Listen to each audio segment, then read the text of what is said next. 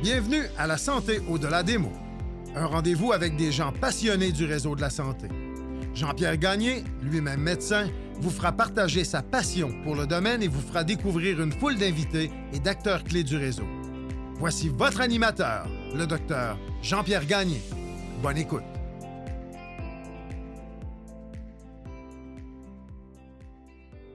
Je reçois Dr. Stephen Ellis, député conservateur de Cumberland-Colchester. Dr. Ellis est ministre fantôme de la Santé pour le Parti conservateur. Il a complété ses études médicales à l'Université Dalhousie. Il s'est par la suite joint au programme de formation des médecins militaires des Forces armées canadiennes. En 1999, Dr. Ellis retourne à Truro, en Nouvelle-Écosse, où il entame une carrière de 23 ans en tant que médecin de famille. Au cours de l'entrevue, nous discutons des origines de Dr. Ellis, de sa carrière, ses aspirations et ses projets futurs. Je vous invite donc à la rencontre de ce médecin, politicien, qui pourrait devenir, au cours des prochains mois, le ministre fédéral de la Santé. Bonne écoute.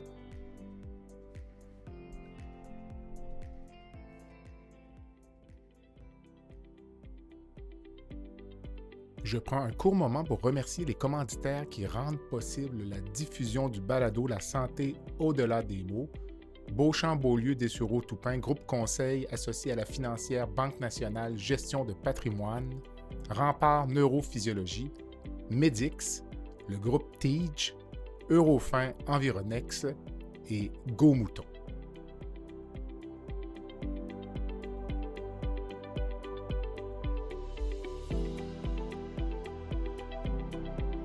Dr. Ellis, bonjour. Bonjour, comment ça va ce matin? Ça va bien, merci. Merci, vous aussi. Ah, très bien. Ici à Truro, Nouvelle-Écosse, il y a un peu de nuages, mais j'espère cet après-midi, il y a beaucoup de soleil. Excellent. Ben, c'est un peu la même chose ici. Là. Moi, je suis dans le coin de Thetford Mines, là, dans le comté d'un de vos collègues, Luc Berthold, puis un peu de nuages aussi. Donc, on attend le soleil. Alors, je vous remercie d'avoir accepté l'invitation du balado La santé au-delà des mots, donc qui parle de santé, mais sous plusieurs aspects. Votre carrière est intéressante parce que vous êtes à la fois médecin et politicien. Donc, d'abord, vous êtes originaire du Nouveau-Brunswick, mais votre vie se passe plus en Nouvelle-Écosse. C'est l'amour qui vous a amené en Nouvelle-Écosse.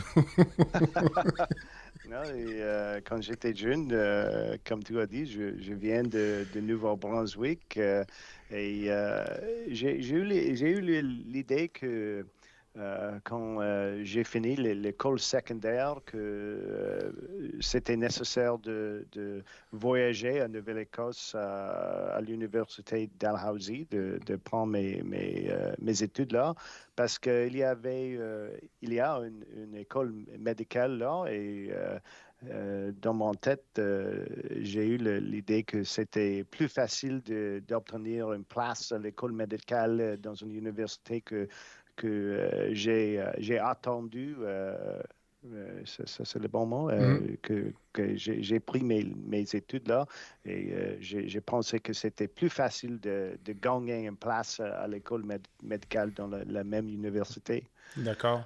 Puis, Je ne sais pas si c'est vrai, mais c'était mon idée.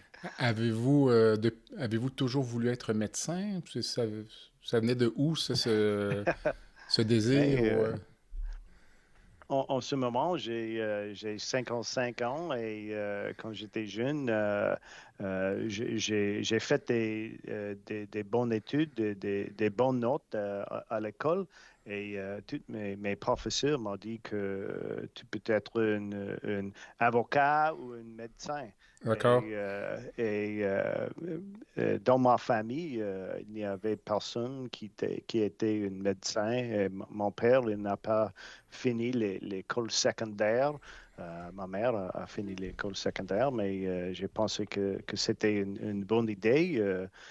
J'étais une jeune qu'est-ce que c'est ça en français? Une parc mobile. C'est une bonne phrase avec des maisons Les maisons mobiles. mobiles, tout à fait. Oui, Oui, et ma mère, elle a 90 ans en ce moment et elle habite en même place. Encore dans Euh, nous au Québec, on appelle ça un ouais, parc de maisons mobiles.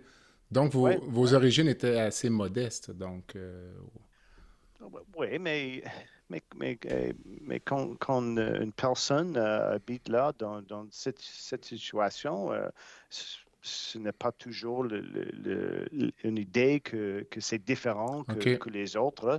Euh, on a eu toujours la nourriture, Mhm, une place à vivre mhm. et des autos, et on a joué au hockey, et mon frère et moi, et toutes les choses comme ça. On a fait de baseball aussi. OK.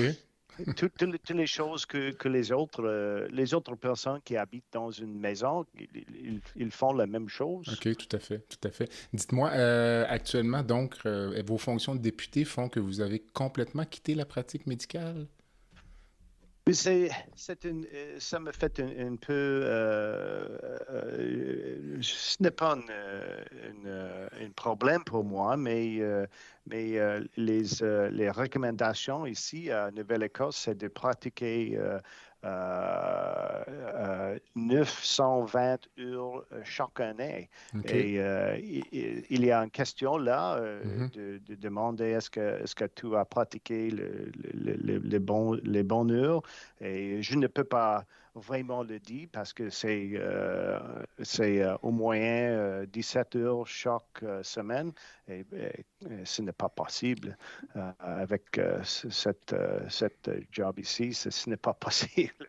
Et ça me fait un peu triste, mais j'étais médecin jusqu'au 1995.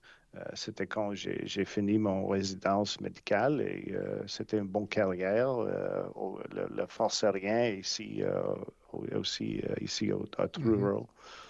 Qu'est-ce qui, euh, qu'est-ce qui vous a amené à penser à ce stade de votre vie que vous seriez plus utile en politique qu'en médecine?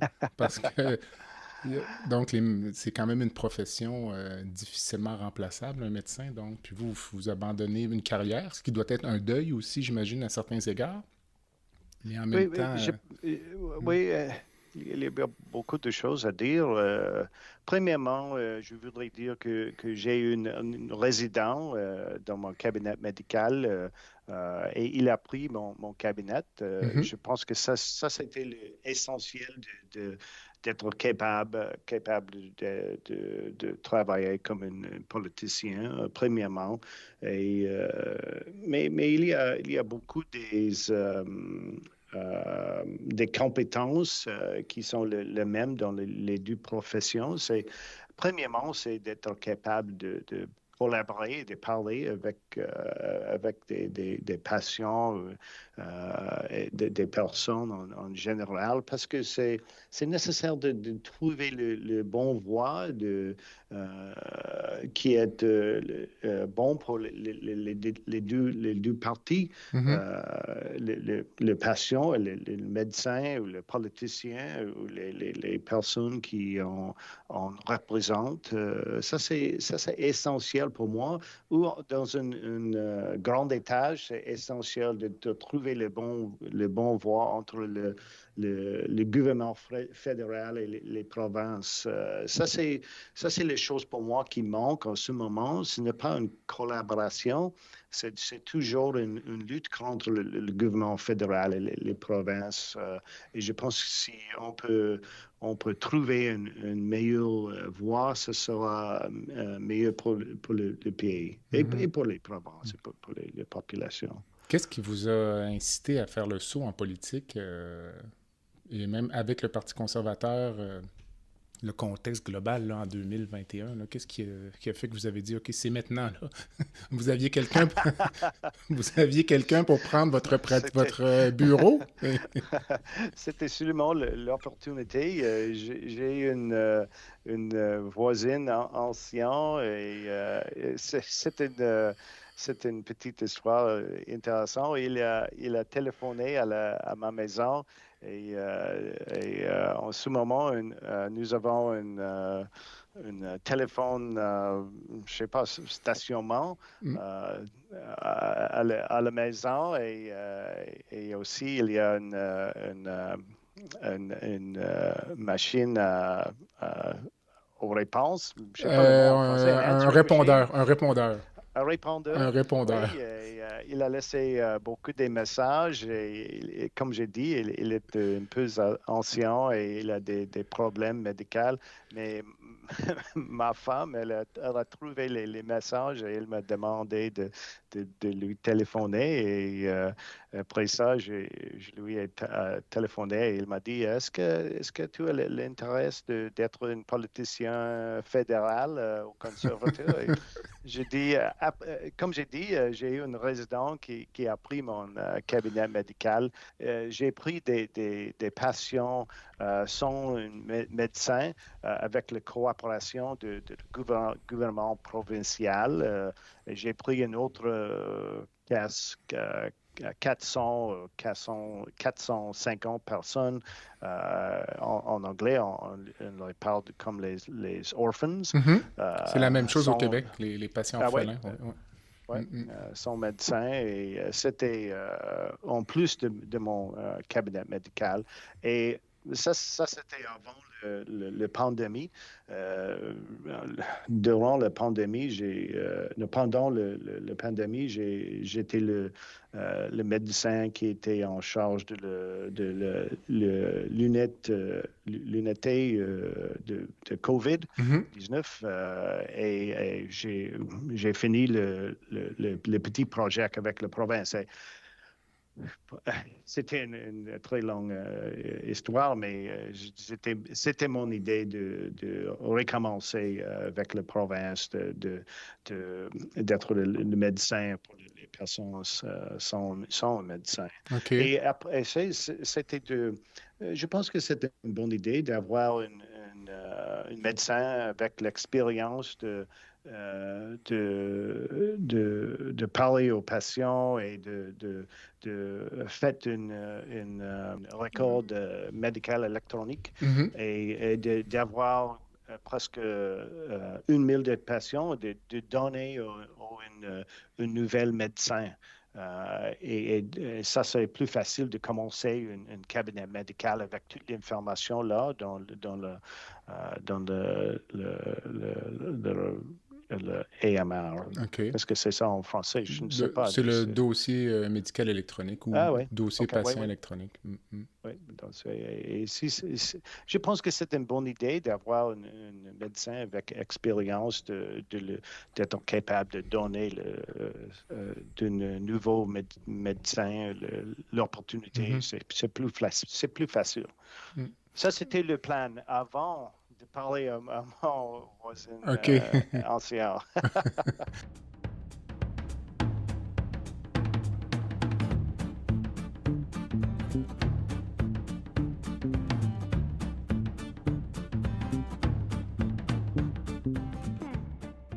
Medix simplifie la facturation médicale des médecins spécialistes, anesthésiologistes, internistes, pneumologues et bientôt les chirurgiens.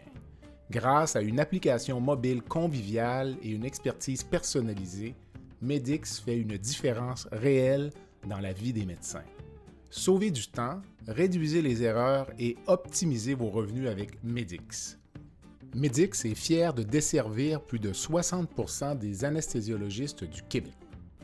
Pour toute question, n'hésitez pas à visiter notre site web à www.medix.com www.medyx.com ou téléphonez au 514-548-2500. Mais bref, disons jusqu'en 2020-2021, vous n'aviez jamais pensé à faire de la politique ou c'était comme un peu dans l'arrière? Non, c'est presque vrai. J'étais le directeur au médecin ici à Truro, à l'hôpital régional. Ça, c'était pas 5, 6, 8 ans. Ça, c'était seulement parce que une autre personne, il ne veut pas d'être le directeur des médecins. Exactement. Mais ce n'était pas une élection avec des choses comme ça. Mm. Mais non, c'était aussi simple comme ça. OK. Ouais. Dites-moi, avez-vous, une fois qu'on décide, bon, effectivement, peut-être l'appel de votre voisin là, sur le répondeur vous allume la flamme de la politique, mais à partir de ce moment-là, avez-vous pensé faire plus de la politique provinciale? Si votre intérêt, c'est la santé, est-ce qu'on peut avoir plus d'impact au niveau provincial en santé ou les enjeux sont différents un peu? Oui, comme tu sais, c'est possible d'avoir un impact provincial, surtout avec le santé, parce que ça c'est comme le système est organisé, d'avoir le plus d'impact avec le système de santé provincial. Mais pour moi, c'est essentiel, comme j'ai dit, d'avoir la collaboration avec le gouvernement fédéral et provincial. Et en ce moment, ce n'est pas comme ça. Il y a toujours la lutte contre les provinces et le gouvernement fédéral et entre les provinces aussi. Et le système, je pense que c'est vraiment brisé avec les autres idées dans chaque province et les autres. Ce n'est pas toujours une bonne voie pour chaque province d'avoir une idée comme ceci. Comme Nouvelle-Écosse va à la droite et la Colombie-Britannique voit à la gauche. Mm-hmm. Et pour moi, ça, c'est essentiel d'avoir la collaboration. Est-ce que vous pensez que c'est possible? Parce que moi, j'ai évidemment l'image du Québec en santé, puis il y a aussi toute la question séparatiste au Québec. On dirait que les Québécois sont toujours plus frileux, puis est-ce que les autres provinces canadiennes ont le même réflexe de protéger les enjeux et de dire au fédéral, écoutez, la santé, c'est provincial, pas dans ma Oui, cour. C'est pareil chez vous aussi? oui, c'est presque la même chose, mais je pense que si c'est une crise à la santé, on doit travailler comme c'est une crise à la Mm-hmm. santé ici au Canada, et c'est nécessaire d'avoir les réunions plus souvent avec les provinces et le gouvernement fédéral de trouver les stratégies qu'on peut décider dans un groupe qui sont très importants. Par exemple, est-ce qu'il y a 5 choses qui sont très importantes pour toutes les provinces et territoires et pour le gouvernement fédéral? Si on peut trouver un agrément que c'est l'accès une médecin ou une infirmière famille. C'est d'avoir l'accès je sais pas, l'image diagnostique, Mm-hmm. d'avoir partager le data et des choses comme ça. S'il y a 5 choses qu'on peut avoir un agrément qui sont vraiment importants, toutes les provinces et territoires et le gouvernement fédéral peuvent travailler dans la même direction sur les 5 stratégies qui sont très importantes pour tout le monde. Et ça c'est une idée. Je pense que c'est un peu différent d'avoir tout le groupe à la même place, de trouver les bonnes solutions. Mais comme, encore une fois, mon expérience québécoise et le Québec va toujours dire, écoutez, donnez-nous l'argent, on va faire ce qu'on veut avec l'argent. Puis on ne veut pas de conditions associées à l'argent. Puis le gouvernement fédéral fait la même chose. Actuellement, Justin Trudeau avec la transition vers l'énergie verte a mis des conditions, notamment les provinces des prairies trouvent ça très difficile. Le gouvernement Trudeau dit si vous ne faites pas d'ici 2035, par exemple, vous n'aurez pas l'argent. Donc, le conflit est toujours... C'est difficile. Je comprends votre position, mais c'est difficile à... Comment est-ce que vous allez gérer ça comme ministre de la Santé? Mais pour moi, les conditions, ce n'est pas la même chose de la collaboration. Okay. Et pour moi, les conditions, ça va dire, ici, c'est l'argent et c'est nécessaire de faire ceci ou quelque chose d'autre. Ça, c'est les conditions, mais de collaborer, ça, c'est de trouver une bonne voie. Comme j'ai dit, par exemple, les 5 priorités pour les provinces et le gouvernement fédéral. Et si il y a beaucoup des problèmes toutes les provinces, ils font la même chose, mais ils ne peuvent pas partager les bonnes idées parce qu'ils sont ils font le travail très fort et c'est seulement pour une province ou un territoire. Et si on peut partager les bonnes idées et donner plus d'argent pour les bonnes idées, je pense que ça, c'est une autre idée. C'est un peu différent pour moi. C'est de collaborer, ce n'est pas les conditions. Le podcast La santé au-delà des mots est une présentation du groupe conseil Beauchamp, Beaulieu, Dessureau, Toupin de la financière Banque nationale Gestion de patrimoine. Comme nous croyons que la santé financière fait partie de la santé globale, nous sommes heureux de nous joindre au Dr Jean-Pierre Gagné pour vous souhaiter une bonne saison de La santé au-delà des mots.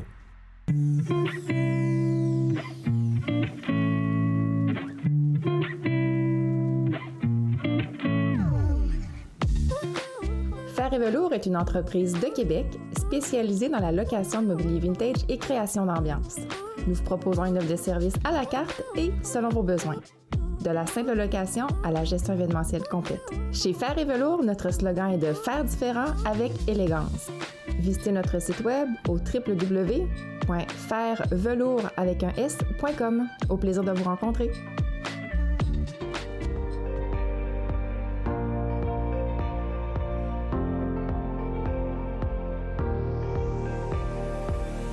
Vous avez des commentaires ou un sujet à nous proposer ou même faire partie de nos invités, visitez le site web de notre balado à www.baladosanté.ca ou sur notre page Facebook de la santé au-delà des mots. Avant de poursuivre sur votre rôle au sein du cabinet fantôme de Pierre Poilievre, j'aimerais que vous me parliez, j'ai vu l'initiative, je trouvais ça intéressant que vous aviez mis sur pied à l'époque, qui s'appelait Walk with a Doc. Donc, Doc, D-O-C et non D-U-C-K. Donc, qu'est-ce que c'est ça, Walk with a Doc? Non, en anglais, beaucoup de personnes ils pensent que c'est marcher ou avec un canard. Non. Alors, qu'est-ce que c'est? C'est toujours Walk with a Dog. Alors, qu'est-ce que c'est, ça? C'est un petit programme. Il a commencé avec un médecin aux États-Unis qui s'est nommé David Sagbeer. Il était cardiologue. Cardiologue. Oui, c'est ça. Merci beaucoup. Et j'ai eu l'idée que c'est essentiel d'avoir la population plus engagée avec leur santé.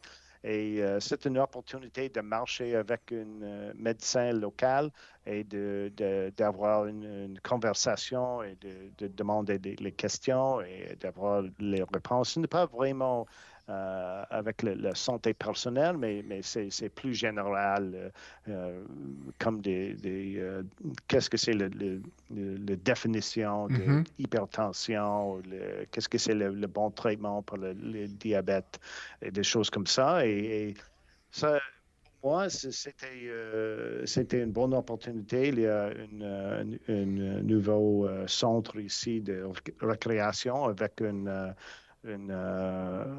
place à marcher dans une je ne sais pas le mot en français, je m'excuse, dans une hockey rink. Une arena. Avec, oui, arena avec beaucoup de sièges. C'est essentiel pour les anciens d'avoir une place de s'asseoir.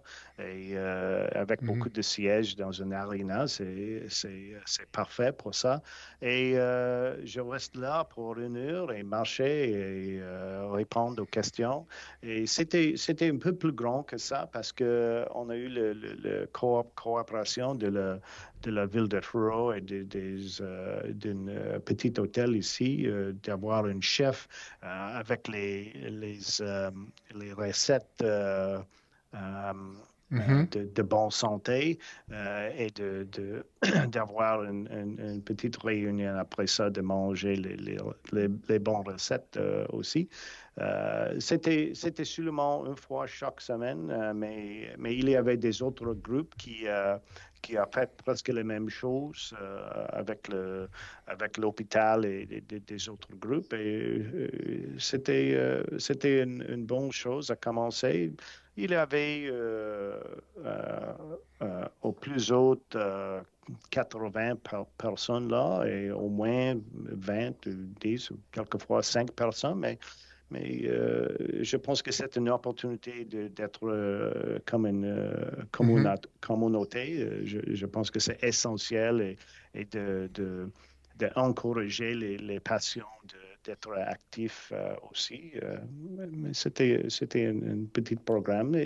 Mais c'était aussi essentiel qu'il n'y avait pas une grande groupe de parler le règlement, des choses comme ça. C'était seulement moi et une autre personne qui étaient les 2 chefs. Et c'était seulement là de donner une petite discours, premièrement, et après ça, de marcher pour 1 heure. Est-ce que ça existe encore maintenant? Ou...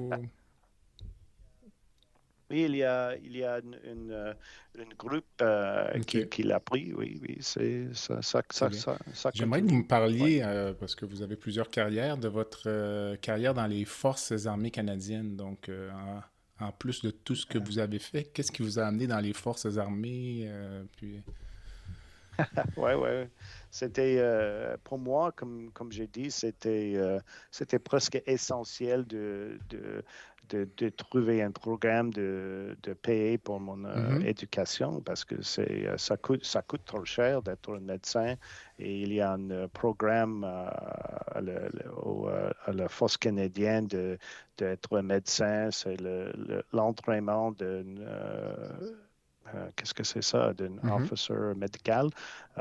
C'est un programme et c'est essentiel de finir le première année en école médicale avant de participer dans ce programme-là. Et je l'ai fait. Après ça, il m'a donné l'argent pour 5 ans d'entraînement. Et après ça, c'était nécessaire de donner 4 ans de repayer le dette. Et qu'avez-vous fait pendant ces 4 années-là au sein des forces? Ou... Oui, j'étais... ma femme et moi, cette année, nous sommes mariés pour 33 ans et nous avons 3 enfants. Ils sont les adultes en ce moment. Mais on a été à Shearwater, en Nouvelle-Écosse, pour 2 ans et après ça, à Comox, en Colombie-Britannique, pour 2 ans. Et tous les environs entre les deux, je pense que c'est la même chose en ce moment. Il n'y a pas assez de médecins aux forces aériennes ou les forces canadiennes. Et c'est essentiel de donner une petite vacance. Et on va voyager à une autre base, de donner une petite vacance. Et aussi, j'ai fait qu'est-ce que c'est ça? Un rapport d'un accident avec le Griffin Helicopter. C'était le premier accident avec ça. C'est une part de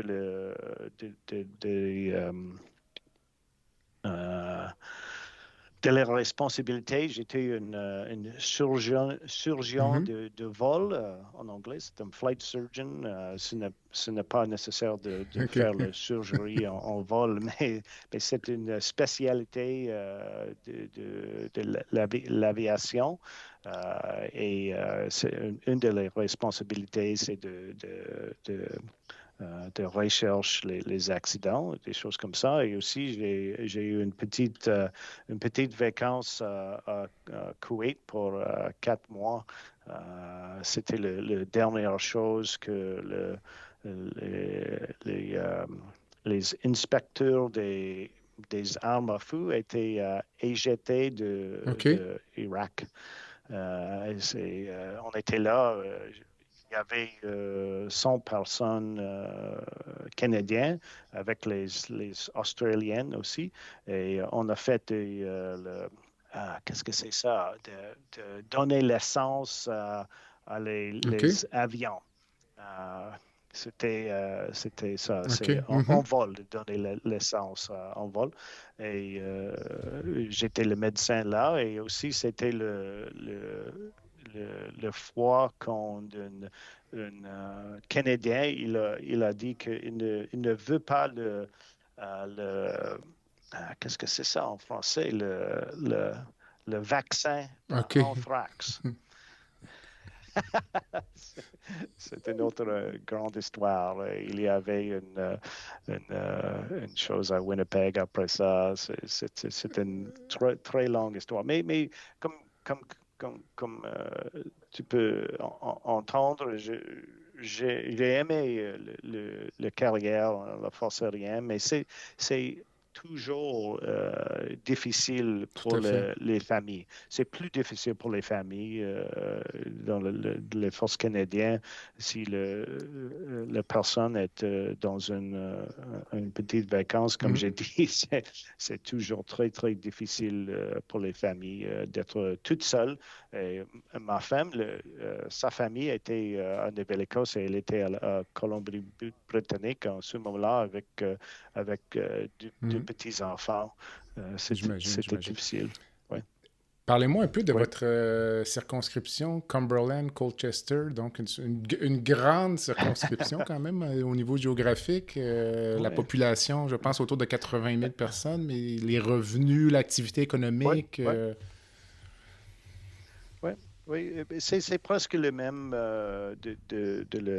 les circonscriptions rurales du Québec. Je pense que Richard Lehu, il a voyagé ici cet été passé et il m'a dit que c'est presque le même de son circonscription. Et il y a la pêche, l'agriculture avec les vaches laitières, un peu des œufs, et aussi le sylviculture.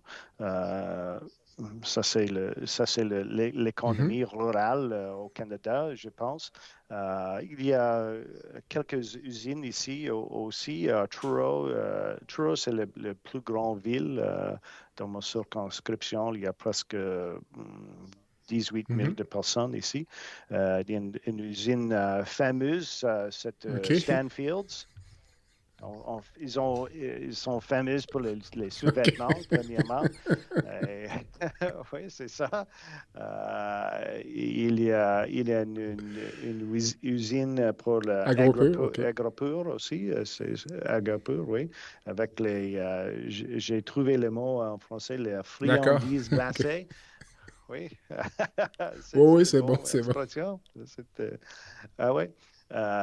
Et aussi, il y a une usine, une autre ville, Amherst. Ils font je ne sais pas qu'est-ce que c'est en français. Il y a des choses en plastique pour mettre les choses comme les patates frites. Les contenants et des choses de plastique. comme ça. OK. Oui. C'est une bague en plastique. Mais c'est des choses comme ça. Elles ne sont pas très grandes. C'est 200, 300 personnes là, à l'usine. Mais c'est très rural et ça fait un grand problème en ce moment. Le coût de la vie pour les personnes qui habitent rural, c'est comme tout le monde sache, c'est essentiel de conduire, d'avoir une réunion avec un médecin, de trouver un supermarché, d'avoir une réunion avec les enfants, des choses comme ça. Ça coûte trop cher. Et aussi, on a vu qu'il y a des personnes qui habitaient à l'Ontario.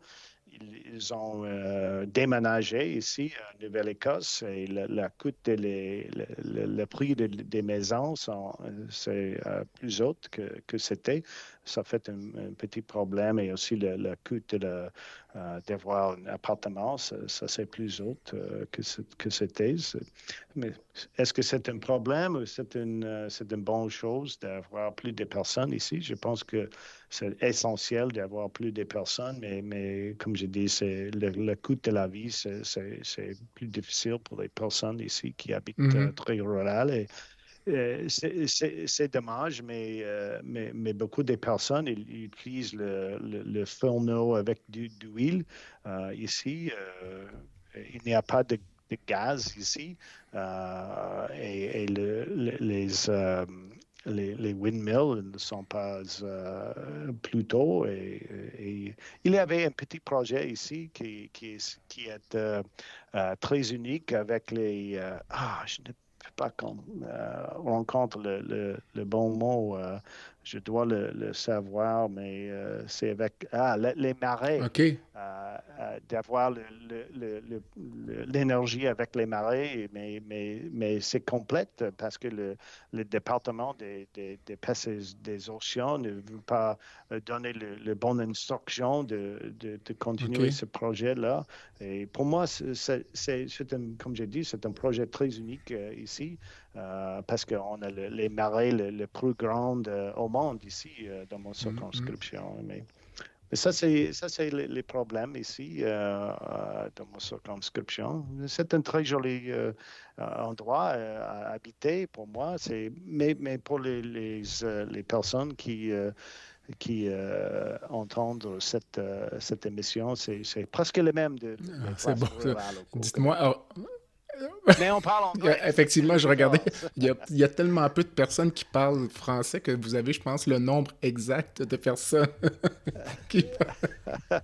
C'est 1% des personnes ici dans mon circonscription. Mais j'ai eu l'opportunité d'apprendre le français quand j'étais jeune au Nouveau-Brunswick. Et aussi, je l'ai pris 1 an à l'université.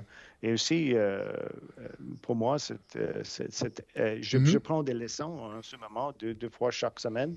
Et je pense que c'est essentiel si on veut un politicien fédéral au Canada. Écoutez, votre français est excellent, je dois dire, donc aucune gêne.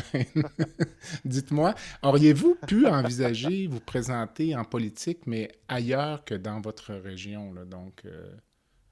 Si on vous avait offert une circonscription au Nouveau-Brunswick ou à l'île du Prince-Édouard, est-ce que vous l'auriez envisagé ou il fallait servir les gens de votre communauté? Pour moi, c'est le chose essentielle. Il y a beaucoup de rôles pour un politicien fédéral, c'est d'écouter, premièrement, c'est d'écouter les personnes qui sont les résidents de Cumberland Colchester. Ils ont beaucoup de problèmes et aussi, mes employés ici sont excellents. Ils peuvent marcher le système fédéral de donner le bon avis à les personnes ici. Ça c'est premièrement. Ils sont le chef de moi. Si on a une élection, c'est leur voix qu'on doit suivre. Et c'est premièrement notre responsabilité de donner le bon avis. Si c'est un problème municipal ou provincial, on va donner la bonne direction d'aller à notre bureau. Ça c'est premièrement, mais l'autre chose, c'est de trouver les bonnes stratégies, les bonnes politiques pour le Parti conservateur au Canada avec la santé. Ça, c'est ce qu'on fait en ce moment, c'est trouver les bonnes idées pour la plateforme et d'avoir les idées. Comme j'ai dit, une idée, c'est de collaborer mieux avec les provinces, des choses comme ça, et comment on peut avoir une licence pour les immigrants qui sont les médecins étrangers ici au Canada, parce que tout le monde pense qu'on a besoin de plus de médecins. Et ça, c'est comme les choses comme ça. C'est l'autre chose. Et l'autre chose, c'est pour moi, je voudrais rencontrer tous les ministres provinciaux de la santé aussi. Pour moi, c'est essentiel d'avoir une relation avec les ministres provinciaux. Et en ce moment, j'ai rencontré, je pense que c'est 5 ou 6 ministres provinciaux. Demain, j'ai une réunion avec le ministre de l'Île-du-Prince-Édouard et j'espère au 1er septembre, j'aurai une réunion avec le ministre au Québec aussi. Vous parlez des contacts avec les ministres de la Santé des autres provinces. Ça m'amène à vous demander, Claude Castonguay, qui est bien connu au Québec, le père de la Régie de l'assurance maladie, un grand politicien québécois qui a fait beaucoup de choses là, dans la Révolution tranquille là, des années 60, 70 au Québec. Dans un de ses livres que j'ai lu qui s'appelle, je crois, La fin des vaches sacrées, il mentionnait que selon lui, les médecins n'étaient pas nécessairement des bons administrateurs et que le fait d'être médecin, ça ne faisait pas nécessairement de nous un bon candidat pour être ministre de la Santé. Et l'exemple qu'il utilise dans son livre, c'est qu'en parlant d'Hydro-Québec, il dit on n'aurait jamais l'idée de mettre un électricien président d'Hydro-Québec. Donc, j'imagine que vous n'avez pas cette vision-là puisque vous êtes médecin et vous vous lancez en politique. Mais est-ce que ce sont des choses que vous avez entendues? Parce que j'avais même déjà entendu, j'ai fait une entrevue récemment avec une médecin de Québec, Dr. Élise Berger-Pelletier, puis elle mentionnait qu'elle-même, lorsqu'elle est médecin et elle fait de l'administration, et lorsqu'elle a comme un petit complexe d'infériorité par rapport à des administrateurs du réseau, à des gens de carrière. Je ne sais pas, vous, là, vous arrivez, comment vous vous sentez là-dedans, puis vous avez votre expertise de médecin, mais ouais. Comment vous vous sentez? C'est une longue question, là, mais la table... Non, ça marche. Je pense que c'est nécessaire d'utiliser les compétences qu'on a trouvé comme un médecin. C'est comme j'ai dit quelquefois, c'est de collaborer, c'est essentiel. Premièrement, c'est d'avoir une conversation. C'est essentiel d'être ouverte aux autres idées. Je pense que ça, c'est les compétences d'un médecin qui on peut utiliser comme un politicien, d'être ministre de la Santé. Est-ce que c'est essentiel? Ce n'est pas vraiment essentiel. Il y a beaucoup des autres personnes. Mais aussi, je pense que c'est essentiel d'avoir une personne là qui peut trouver que en ce moment, c'est une crise avec la santé au Canada et aux provinces et d'avoir, comme médecin, c'est toujours essentiel je sais pas le mot, d'être capable d'avoir une présence calme dans une crise. Et je pense que c'est une autre chose que je peux donner à la santé ici au Canada. Mais aussi, ce n'est pas un bon exemple, mais aux États-Unis, il y a beaucoup de médecins qui sont le chef des hôpitaux. Ils fonctionnent très bien avec le service aux patients et des choses comme ça. Comme j'ai dit, ce n'est pas un bon exemple, mais je pense que c'est possible. C'est essentiel c'est une chose que j'ai trouvée très difficile, premièrement, d'élever mes pensées au niveau fédéral. Et je pense que c'est essentiel d'être capable d'être une ministre. Ce n'est pas seulement le cabinet comme un ministre de santé, mais c'est essentiel pour tous les autres ministres aussi. Mais je pense que ce n'est pas ce que je veux dire, mais j'ai eu des autres professions. En ce moment, j'étais en la force aérienne, comme on a dit. J'étais une médecin pour beaucoup des ans. Et pour moi, c'est une autre profession de trouver une bonne voie, d'être capable d'avoir les bonnes conversations avec mes collègues et de trouver les bonnes stratégies pour le Canada, premièrement, en ce moment, pour le Parti conservateur. C'était une. C'est parfait. Non, c'est parce que ça m'amenait peut-être à vous demander, avant de passer, comment est-ce qu'on peut se faire une idée complète de la situation de la santé pour le Canada au complet? Parce que les enjeux dans une ville comme Truro par rapport au centre-ville de Vancouver, je veux dire, c'est deux mondes, c'est comme si c'était presque deux pays différents. Je veux dire, les enjeux sont complètement différents. J'imagine que ça prend un certain temps à comprendre les enjeux, puis bien défendre les positions, puis comme vous parliez de collaboration, tout ça, mais... Mais comme j'ai dit, je pense qu'il y a des idées, des politiques qui sont essentielles, le même pour chaque province. Et on doit trouver les stratégies les plus importantes dans cette crise on peut trouver une solution. Et pour moi, ça, c'est la première chose essentielle. Je pense qu'il y a cinq choses qui sont essentielles. Tout le monde parle avec le data. On doit avoir une stratégie avec le data, avec la confiance, avec comment on peut partager le data et les choses comme ça. C'est un petit exemple, ce n'est pas possible d'avoir les medical trials en Canada avec les médicaments ou des choses comme ça, mais c'est nécessaire d'avoir les règlements qui sont les mêmes partout au Canada. Parce qu'on a seulement une population qui est très petite, mais si nous avons les règlements qui sont les mêmes au Canada, on peut faire les essais cliniques qui sont meilleurs, qui sont plus grands, qui vont donner les bonnes réponses et qui va avancer la santé au Canada. Ça, c'est une autre petite chose qu'on peut collaborer, d'avoir les mêmes règlements pour les choses comme ça. Et ça, c'est meilleur pour tout le Canada.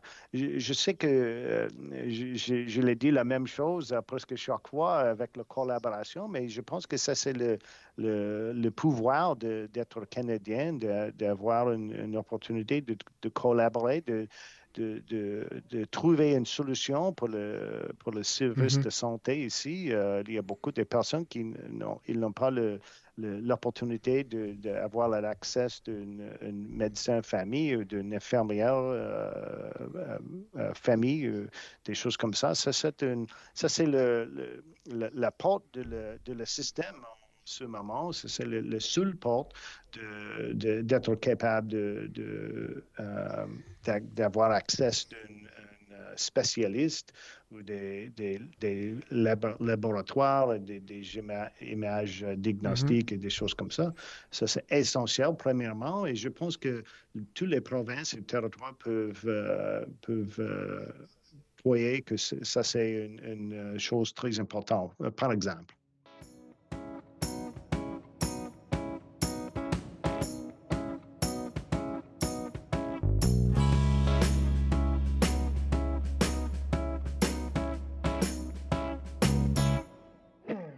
Rempart Neurophysiologie est une entreprise spécialisée dans l'octroi de services neurologiques tels que le monitorage neurophysiologique péropératoire. Plusieurs chirurgies comportent des risques de complications neurologiques graves, mais avec Rempart, ces complications sont réduites à moins de 1%. Rempart est votre ange gardien en salle d'opération. Rempart, c'est aussi des services volants en électrophysiologie médicale. Pour les besoins particuliers de votre hôpital, votre clinique ou votre centre de soins, contactez Rempart Neurophysiologie à info@rempartneuro.ca. C'est à info@rempartneuro.ca. Dites-moi, pour nos auditeurs qui sont peut-être moins proches de la chose politique, là, vous êtes membre du cabinet fantôme. C'est quoi un cabinet fantôme? Et quelles sont vos tâches dans ce cabinet-là? Est-ce que vous êtes toujours en train de surveiller ce que le ministre de la Santé dit à tous les jours pour le critiquer? Est-ce qu'on est plus à vous parler de collaboration comme ministre responsable de la Santé dans le cabinet fantôme? On est dans la collaboration ou dans la critique, la surveillance? Ce serait quoi le meilleur terme pour définir votre tâche? Oui. Non, je pense que, comme j'ai dit, c'est essentiel de parler avec le ministre de la Santé. Et j'ai eu beaucoup de réunions avec Jean-Yves Duclos. C'est aussi essentiel de s'opposer le Parti libéral en ce moment, d'avoir une voix qui est différente que les idées du gouvernement. Mais aussi, pour moi, c'est aussi essentiel d'être capable de dire si c'est une bonne idée, on doit le suivre. Et aussi d'avoir les questions au ministre comme il y a un grand problème en ce moment avec les produits naturels de la santé. Ils ont changé les règlements et ça va faire les difficultés pour les entreprises petites et moyennes ici au Canada qui produisent les produits naturels. Et ça va enlever les coûts de produits, les produits, et ça va créer un problème que c'est une possibilité que les entreprises au Canada vont fermer et le commerce sera aux États-Unis ou des choses comme ça. J'ai demandé les questions au ministre et malheureusement, il n'y avait pas de réponse, mais je demande des questions. Et aussi d'avoir une opportunité de demander les questions au comité de la santé. C'est une autre opportunité d'avoir des questions pour le ministre. Et aussi, mais comme je dis, d'avoir les idées pour la plateforme de la stratégie à l'avenir pour le Parti conservateur, la prochaine élection aussi. Je pense que c'est une essentielle partie de mon d'être ministre fantôme. Est-ce que vous pourriez imaginer au niveau fédéral, à long terme, qu'il y ait presque un même ministère pour santé et environnement, tellement les enjeux de l'environnement, finalement, sont des enjeux de santé, la qualité de l'eau, la qualité de l'air, les contaminants. Est-ce que c'est quelque chose qui serait possible d'avoir un seul ministère qui chapeaute les deux ou c'est trop gros, là? Moi, je pense en ce moment que c'est trop gros parce que c'est aussi essentiel pour le ministre de la Santé d'être le chef de la Santé Canada, de l'agence publique de la santé, aussi qu'est-ce que c'est ça, l'inspection de la nourriture canadienne aussi.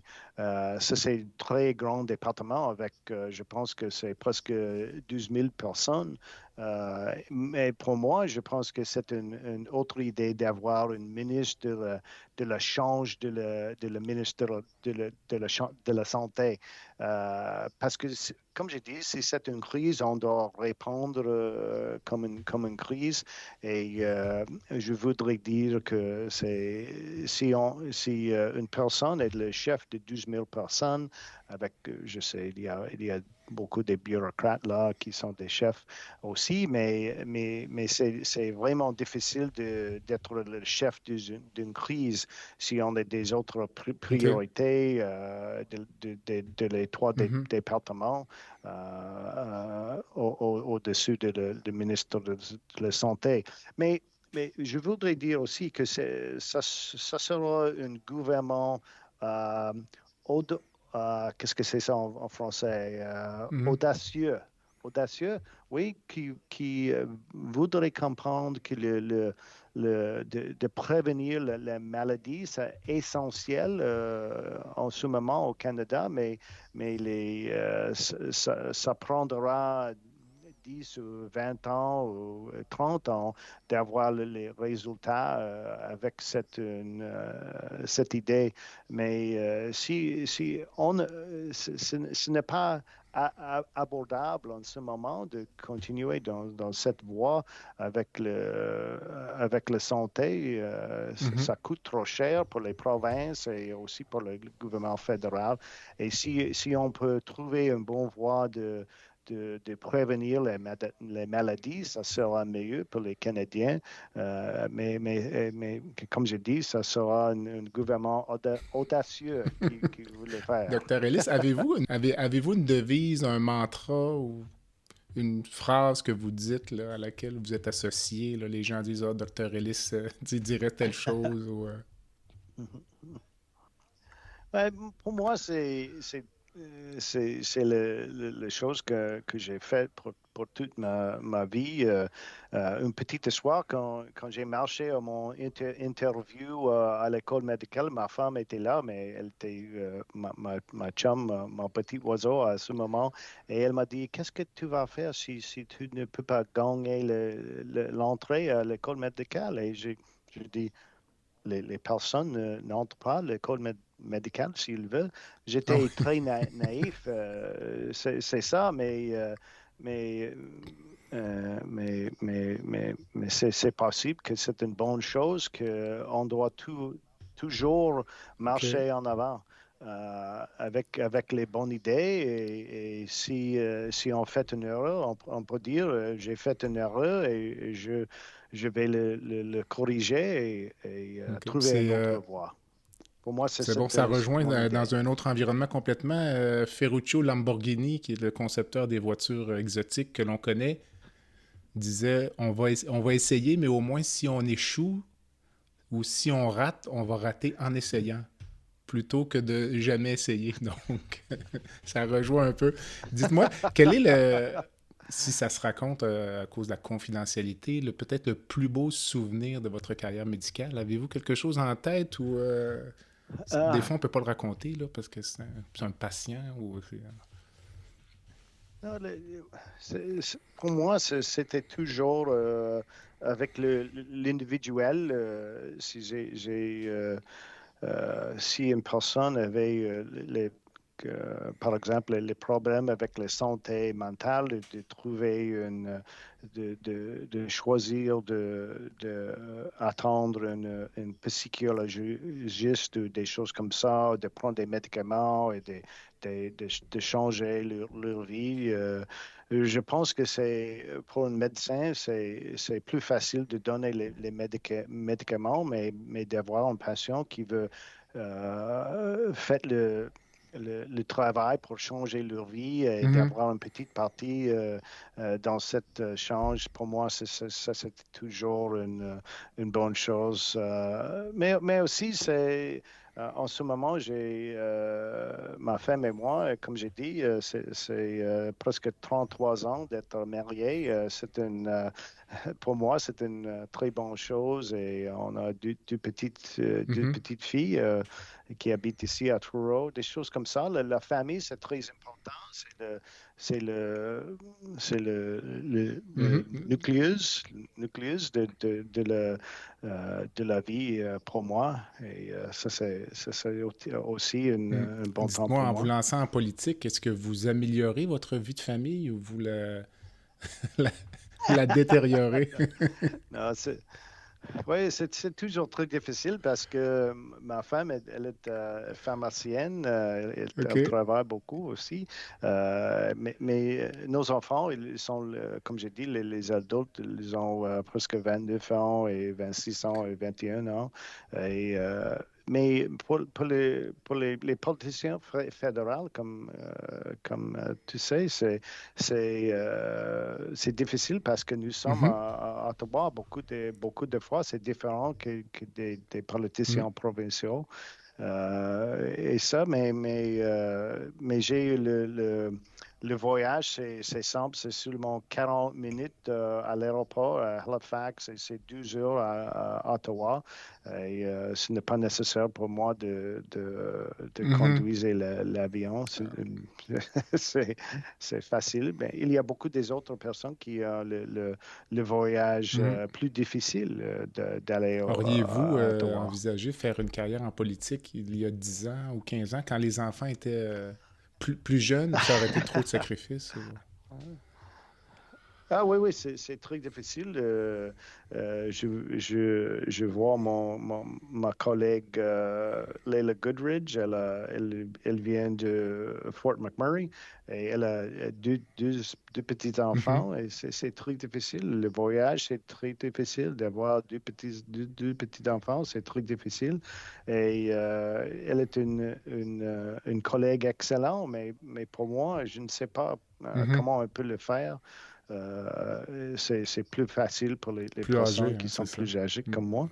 Vous parliez de prévention tout à l'heure pour la santé à long terme, mais pour vous, là, comme médecin, puis maintenant comme politicien, peut-être futur ministre de la Santé, votre définition de la santé, c'est quoi? La définition de la santé, c'est une harmonie complètement avec la santé physique et la santé médicale. Ici, on peut le dire si c'est ton patient avec la santé religieuse, la santé mentale, des choses comme ça. Mais c'est l'harmonie avec toutes les choses, d'avoir le temps de faire un peu de récréation, de travailler fort aussi, d'avoir une maison, un appartement, d'avoir le bonne nourriture. Comme tu as dit, c'est essentiel. C'est la collaboration. C'est le même mot encore avec l'environnement. L'environnement en général et l'environnement personnel, d'avoir les choses qu'on peut avoir une vie où on travaille très fort. Je pense que c'est essentiel d'avoir qu'est-ce que c'est le mot en français? Je m'excuse, mais pour moi, c'est un mot, un but, un objectif de la vie. Je pense que c'est essentiel. Et après ça, les autres choses aussi sont essentielles. C'est difficile d'avoir une bonne vie en ce moment à cause de le coût de la vie pour moi. Je termine en général mes entrevues avec une section qu'on appelle baguette magique, donc Magic Wand. Magic Wand, c'est bien ça? Ouais. Donc, si vous pouviez, par magie, changer une seule chose dans le système de santé, on va dire fédéral, donc, puisque c'est la discussion d'aujourd'hui, donc, ce serait quoi? Si c'est le système en général, je voudrais que les patients peuvent avoir une réunion à le même jour avec un médecin famille ou une personne comme ça. Et après ça, c'est d'avoir l'opportunité pour les médecins famille de trouver une réunion avec une spécialiste très, très vite. Parce que je pense qu'ici au Canada, on fait des très bons médecins famille, mais si les médecins famille sont au fin de leur idée avec les problèmes de la patient, c'est essentiel d'avoir une réunion avec un spécialiste très vite. Et je pense qu'en ce moment, ça n'existe pas. Mais si on peut trouver une voie d'avoir les patients et aussi les médecins de famille, d'avoir les Plus rapidement, réunions plus vite, ça sera la améliorer chose. Plus l'accès rapidement, aux oui. médecins spécialistes. Oui, oui. Et si Oui, vous oui, pouviez, c'est ça. si vous pouviez rencontrer une personne dans le monde, qu'elle soit dead or alive, vivante ou décédée, donc pour prendre un Oui, café ou oui. peut-être prendre une marche, là, donc... Oui, pour moi, le plus facile personne, s'il est une OK. personne, c'est Jésus. Il a toutes les réponses, il a toutes les idées. C'est un peu comme le magique, mais Ben, ce c'est- n'est pas vraiment ça. Mais ça sera une bonne chose. Mais en toute sérieusement, peut-être Tommy Douglas. Il était le père de la Mhm. santé ici au La Canada, le science système de la hospitalisation, santé. Et ben, c'est ça. oui, oui, je voudrais dire quelles sont notre erreurs. Qu'est-ce que c'est la vision de Tommy Douglas pour le système de la santé socialisé ici au Canada? Et quelles sont nos erreurs dans les années Hmm. après l'idée a été réalisée? Et pour moi, ça sera une conversation intéressante. Avez-vous une cause qui vous tient à cœur ou une fondation que vous supportez? J'ai eu un projet au Guatemala pour 15 ans, je pense. C'était interrompu par la pandémie, mais c'était un petit projet avec les personnes très, très pauvres là. Et ils ont le feu ouvert. Et ça fait des problèmes avec les enfants et premièrement avec Mhm. les femmes.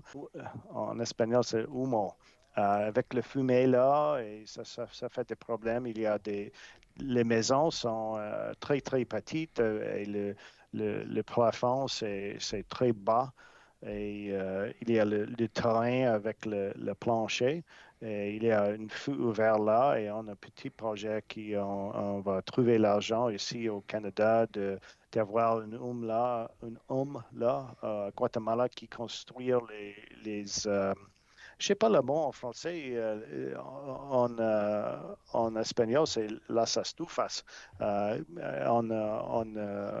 ne sais pas s'il y a un mot exact en français. Le OK. fort, ce n'est pas vraiment un fort, j'ai oublié le mot, un metal top OK. pour cuisiner. Le haut métal pour cuisiner. Et il y a un tuyau avec un ojo Non, ce n'est pas un ojo. Oui, c'est un ojo, c'est un mot français Oro, ou non, c'est ça. espagnol? Mais pas la cheminée, là. OK. Oui, OK. oui, la cheminée, oui, oui. Et, et on peut trouver, on peut construire 300 forts par semaine, là, et ça, c'est de changer la santé d'un grand groupe de personnes très, très vite. Ça, c'est un projet, je suis fier d'être une partie Vous êtes de encore ce impliqué dans ce projet-là. projet-là dans le moment, donc. Mais oui, il y a des problèmes avec la sécurité à Guatemala après OK. la pandémie. Les personnes là sont très pauvres et c'est toujours un peu dangereux, mais je pense que c'est un peu plus dangereux OK. après la pandémie. Et on était là depuis 3 ans en ce moment. On approche de la fin. Dites-moi, est-ce qu'on va se rendre au 20 octobre 2025 pour les prochaines élections fédérales? Oui, mais il y a un agrément avec le NPD pour jusqu'au le 224. Je pense que, pour moi, je pense qu'il y a une élection au printemps de l'année prochaine parce que Justin a changé le cabinet et je pense qu'il veut donner un peu de temps d'avoir l'expérience dans leur portfolio et je pense qu'après ça, il y aura une élection. Et aussi, une personne m'a dit, est-ce que je pense que Justin va le chef des libéraux et je pense que c'est un peu différent, mais je pense que il n'aime pas vraiment Pierre Poilievre. Il veut lutter avec Pierre dans l'élection. La prochaine élection? L'élection prochaine. OK, donc vous pensez que si on avait un autre chef au Parti conservateur, Trudeau aurait quitté? Peut-être. Ah oui? Ah oui, Okay. Oui, peut-être, je pense que c'est ça, mais je pense que, je ne sais pas, je n'ai parlé pas du tout au Premier ministre, mais je pense que toutes les choses qu'il dit, qu'il va me donner l'idée qu'il n'aime pas vraiment Pierre Poilievre et il veut lutter avec lui dans la prochaine c'est sûr qu'un élection. personnage comme Pierre Poilievre, je pense que c'est quelqu'un, on peut dire, on l'aime ou on ne l'aime pas, là, donc... Il n'y a pas de zone grise ou moins là, pour l'instant, donc... Ouais.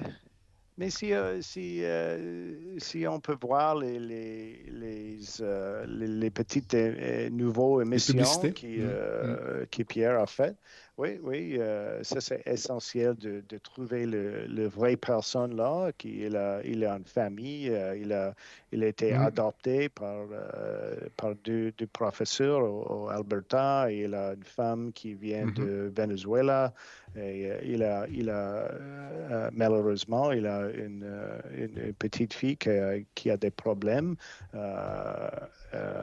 Et ça, c'est une personne qui est si on peut le dire, une Canadienne ordinaire qui il sache des problèmes aux Canadiens avec le coût de la vie et les problèmes avec la famille et de l'immigration, et d'être adopté, de trouver une éducation, d'être bilingue.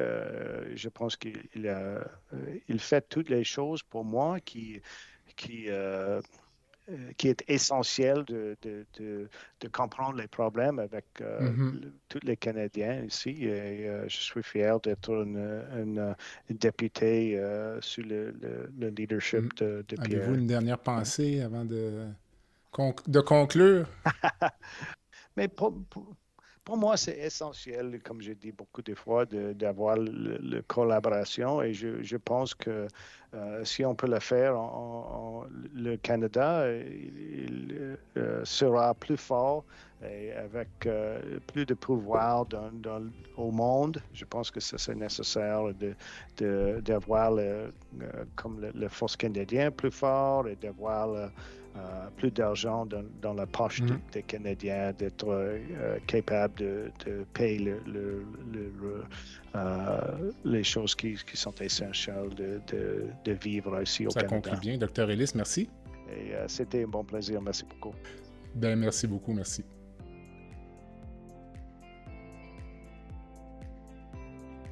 Voilà ce qui complète le balado de cette semaine. Merci d'avoir été à l'écoute et le Dr Jean-Pierre Gagné vous donne rendez-vous la semaine prochaine pour un autre épisode, La santé au-delà des mots.